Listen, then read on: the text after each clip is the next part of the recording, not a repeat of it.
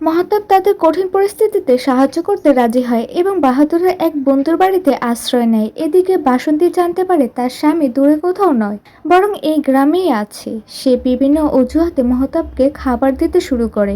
ধীরে ধীরে মহতাবের প্রতি তার ভালোবাসা জন্ম নেয়। অন্যদিকে মহতাবও বাসন্তীর সারল্য দেখে মুগ্ধ হয়, কিন্তু তার মনে এক অপরাধবোধ কাজ করতে থাকে, কারণ সে জানে সে কি দুঃসংবাদ নিয়ে এসেছে। বিয়ের অনুষ্ঠান শেষ হলে বাহাদুর এবং বাসন্তীর পিসি মিলে একটি গুরুত্বপূর্ণ সিদ্ধান্ত নেয়। তারা মহতাবকে বাসন্তীকে বিয়ে করার প্রস্তাব দেয়। তারা যুক্তি দেয় যে বাসন্তীর প্রকৃত স্বামীকে কেউ দেখেনি, এমনকি বাসন্তী নিজেও না। সবাই জানে যে তার বিয়ে সৈনিক মহতাব সিং এর সাথেই হয়েছে। প্রথমে মহতাব দ্বিধায় থাকলেও বাসন্তীর প্রতি তার স্নেহের কারণে সে শেষ পর্যন্ত রাজি হয়ে যায়।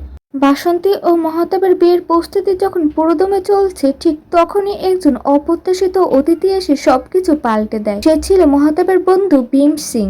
সে পুরো সত্যটা জানতো। ভীম সিং সকলের সামনে চিৎকার করে জানায়, এই মেয়েটি এখন বিধবা। আপনারা যার সাথে তার বিয়ে দিচ্ছেন সে আসল বর নয়। এই লোকটা আপনাদের মিথ্যা বলে বাসন্তীর স্বামীর মৃত্যুর খবর দিয়েছে এবং তার পরিচয় চুরি করেছে।